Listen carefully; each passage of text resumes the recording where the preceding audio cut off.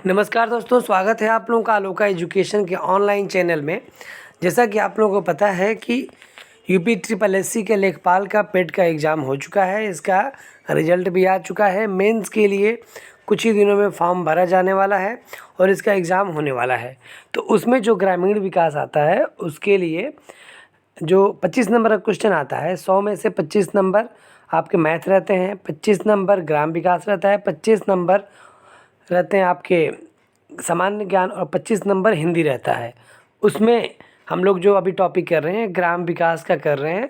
पूरा टॉपिक है ग्राम्य समाज एवं विकास। तो इसके बारे में हम लोग जानकारी लेते हैं और इसका टॉपिक पहला हम लोग शुरू करते हैं। चलिए आइए देखते हैं। भारत एक ग्राम प्रधान देश है। ठीक है, भारत एक कैसा देश है? भारत एक ग्राम प्रधान देश है। 2011 के जनगणना के अनुसार भारत में लगभग 6,40,930 गांव एवं 4,000 शहर है। ये गणना आपको कुछ लगभग में रहता है, एस्टिमेटेड रहता है, इधर उधर भी मिल सकते हैं आपको, लेकिन लगभग 6,40,000 गांव हैं अपने भारत में और 4,000 शहर हैं। ठीक है, हिंदी का शब्द है गांव और संस्कृत का शब्द है ग्राम। ठीक है, दोनों चीज़ सेम है, लेकिन जो गांव शब्द है वो हिंदी शब्द से बना हुआ है और जो संस्कृत शब्द का है वो ग्राम शब्द है। ठीक है, भारत कैसा देश है? ग्राम प्रधान देश है। भारत में गांव की जनसंख्या अधिक है। ठीक है, अब नेक्स्ट देखते हैं गांव से क्या तात्पर्य है। तो गांव से तात्पर्य व्यक्तियों के ऐसे समूह से है जिसमें प्रेम, दया, सहानुभूति, परस्पर सहयोग एवं मातृत्व की भावना पाई जाती है। कैसे भावना पाई जाती है? प्रेम, दया, सहानुभूति एवं परस्पर सहयोग और भ्रातृत्व की भावना पाई जाती है और सभी इसी भावनात्मक संबंध द्वारा आपस में एक दूसरे से जुड़े हुए होते हैं। ठीक है, गांव के लोग क्या करते हैं? अधिकांश लोग प्राथमिक कार्य करते हैं। कैसा कार्य करते हैं? प्राथमिक कार्य, जैसे कृषि, बागवानी, मत्स्य पालन, कीट पालन, ये सब करते हैं। कौन? गांव के लोग इस पे ही ज़्यादा डिपेंड रहते हैं। तो गांव से क्या तात्पर्य है? गांव से तात्पर्य ये है कि व्यक्तियों का ऐसा समूह जिसमें प्रेम, दया, सहानुभूति, परस्पर सहयोग एवं भ्रातृत्व की भावना पाई जाती है और इसी भावनात्मक के चलते वो एक दूसरे से जुड़े रहते हैं और ये कृषि, बागवानी, मत्स्य पालन, कीट पालन इत्यादि कार्य में संलग्न रहते हैं। कौन? गाँव के लोग। ठीक है, नेक्स्ट पॉइंट देखते हैं। ग्राम शब्द का पहली बार कहाँ हुआ प्रयोग? ऋग्वेद में प्रयोग हुआ। देखिए, ये सब चीज़ें आप लोगों को जानकारी लेनी है क्योंकि ये सब चीज़ें आपके एग्जामिनेशन में पूछता है। ये सब पॉइंट बहुत ही इंपॉर्टेंट है। ऋग्वेद में कुल 13 बार ग्राम शब्द का प्रयोग हुआ। ये पूछेगा कि किस में हुआ? ऋग्वेद में हुआ। कितने बार हुआ? 13 बार हुआ।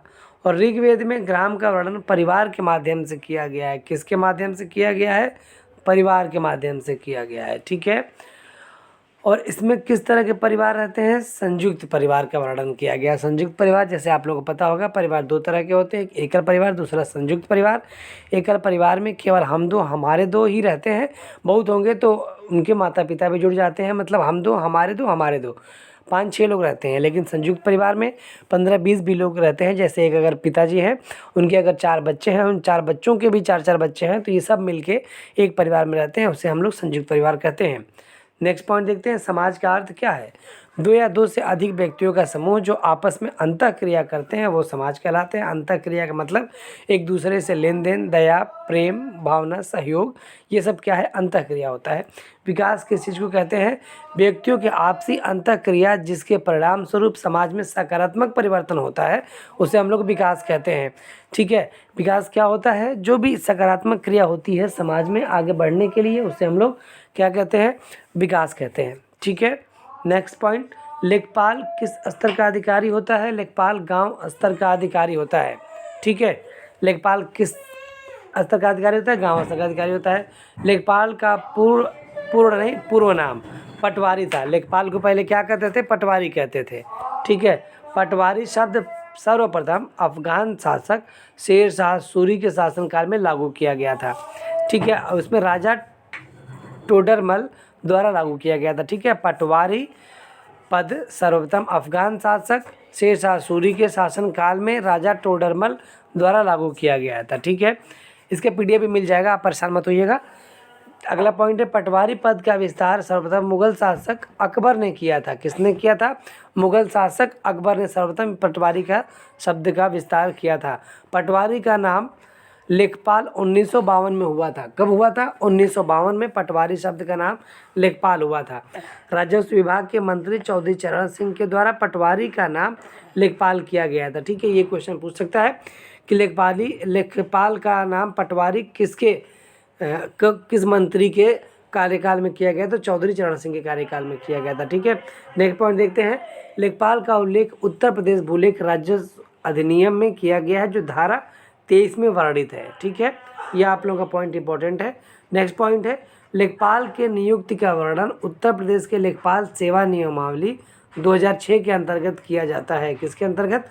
2006 के उत्तर प्रदेश लेखपाल सेवा नियमावली 2006 के अनुसार इसकी नियुक्ति की जाती है। नेक्स्ट पॉइंट, लेखपाल का ट्रांसफर एसडीएम द्वारा किया जाता है, जो कि परगना अधिकारी होता है। अब आइए देखते हैं नेक्स्ट पॉइंट। उत्तर प्रदेश में कृषि सत्र 1 जुलाई से 30 जून तक होता है। कब से कब तक होता है? 1 जुलाई से 30 जून तक होता है। ये बहुत ही इंपॉर्टेंट है, पूछ देता है आपके एग्जामिनेशन में। कृषि वर्ष या कृषि सत्र को फसली वर्ष भी कहा जाता है। ये पूछ देगा फसली वर्ष, कृषि वर्ष या कृषि सत्र या फसली सत्र क्या सब एक ही है? तो हाँ, ये बिल्कुल एक ही है। कब से कब तक होते हैं? 1 जुलाई से और 30 जून तक ये होते हैं। ठीक है, लेखपाल का कार्य तहसील स्तर पर होता है। ये गांव में कार्य करता है, लेकिन ये फिर जाके तहसील में भी ये अपना कार्यभार को अपने जो भी गांव में अपना कार्य करता है, ये तहसील पे जाके कार्य करता है। गांव में आता है, लेखा जो करके फिर तहसील पे जाता है। ठीक है, नेक्स्ट पॉइंट है कि तहसील दिवस प्रत्येक माह के तीसरे मंगलवार को तहसील दिवस मनाया जाता है। तहसील दिवस कब मनाया जाता था?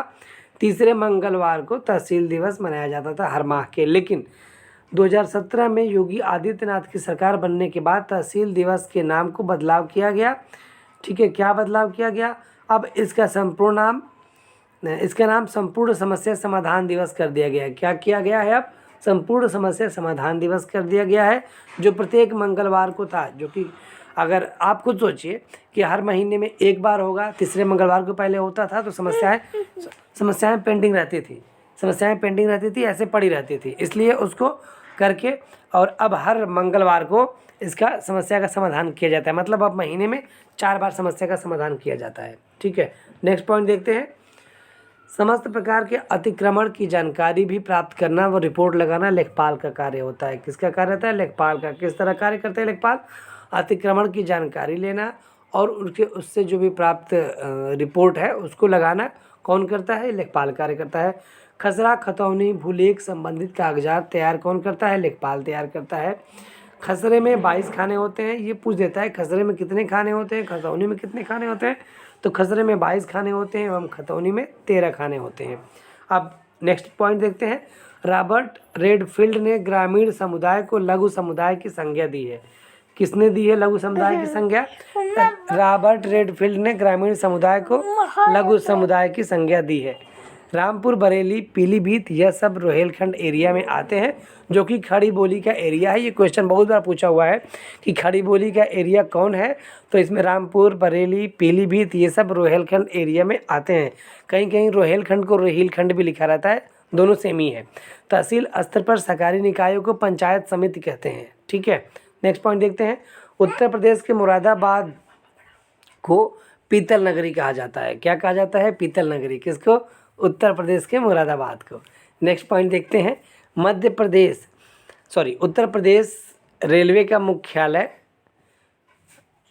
उत्तर मध्य रेलवे का मुख्यालय कहाँ है? प्रयागराज में स्थित है। ठीक है, यूपी में जो वाराणसी शहर है, ये भारत का सबसे पुराना शहर है। ये भी आपसे क्वेश्चन पूछा हुआ है कि यूपी का जो वाराणसी शहर है, ये सबसे पुराना शहर भारत का है। ये चीज़ आपको जानना है।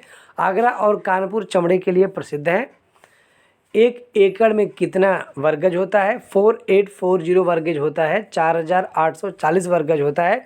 ये कई बार एग्जामिनेशन में क्वेश्चन पूछ देता है, इसलिए आप इन सभी जानकारी रखेंगे। यूपी की व्यावसायिक फसल कौन सी है? गन्ना है। व्यावसायिक फसल किसे कहते हैं? जिसको व्यवसाय के लिए बोया जाता है, उससे धन कमाना एक ही लक्ष्य रहता है, धन कमाना। कौन सा यूपी के व्यावसायिक फसल? गन्ना होती है। ठीक है, नेक्स्ट है 1 ग्राम में 1 ग्राम मतलब 1 गांव के वार्डों से चुने गए 7 से 17 सदस्य होते हैं जिन्हें पंच कहा जाता है। ठीक है, कितने से कितने सदस्य? 7 से 17 सदस्य होते हैं जिन्हें पंच कहा जाता है। यूपी के उच्च न्यायालय के मुख्य न्यायाधीश की नियुक्ति भारत के राष्ट्रपति करते हैं। ये पूछ देता है कि उच्च न्यायालय के मुख्य न्यायाधीश की नियुक्ति कौन करता है? तो राष्ट्रपति करता है। नेक्स्ट पॉइंट होता है यूपी में एक वर्ष में न्यूनतम 4 ग्राम सभा की मीटिंग होनी जरूरी है। यूपी में ये क्वेश्चन पूछ देता है कि यूपी में एक वर्ष में न्यूनतम 4 ग्राम सभा की मीटिंग या बैठक होनी जरूरी होती है। नेक्स्ट पॉइंट है एक व्यक्ति के लिए पंचायत का सदस्य बनने के लिए न्यूनतम आयु कितनी होनी चाहिए? 21 साल होना चाहिए। मतलब आपको प्रधानी का चुनाव लड़ना है तो आपको 21 साल कम से कम आपकी उम्र होनी चाहिए। या वार्ड मेंबर का लड़ना हो या जिला पंचायत का लड़ना हो तो उसके लिए उम्र कितनी होनी चाहिए? कम से कम 21 साल होना चाहिए। हालांकि 21 साल की उम्र वाले को लोग वोट नहीं देते हैं, सोचते हैं, कहते हैं तो बच्चा है, इसको क्या वोट देना है। तो यहाँ पे लोग वरीयता उन्हीं को देते हैं जो एक्सपीरियंस वाले रहते हैं, जो इनकी एज थोड़ा ज़्यादा रहती है।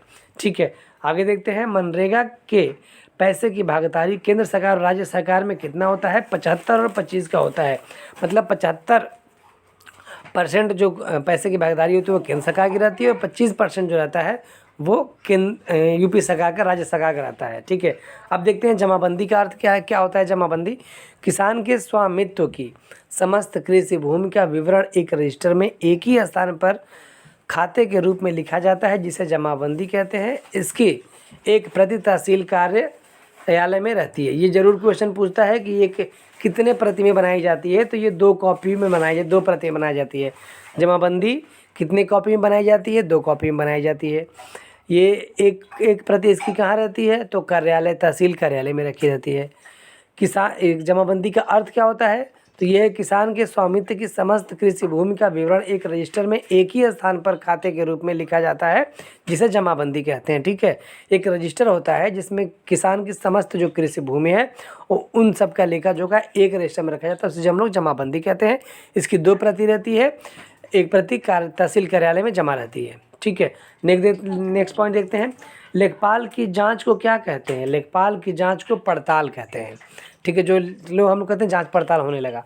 जांच पड़ताल होने लगा मतलब कि पड़ताल करता है। कौन पड़ताल करता है? लेखपाल करता है। क्या करता है? पड़ताल करता है। अब ये है कि लेखपाल कितनी बार पड़ताल करता है? तो लेखपाल 1 साल में 3 बार पड़ताल करता है।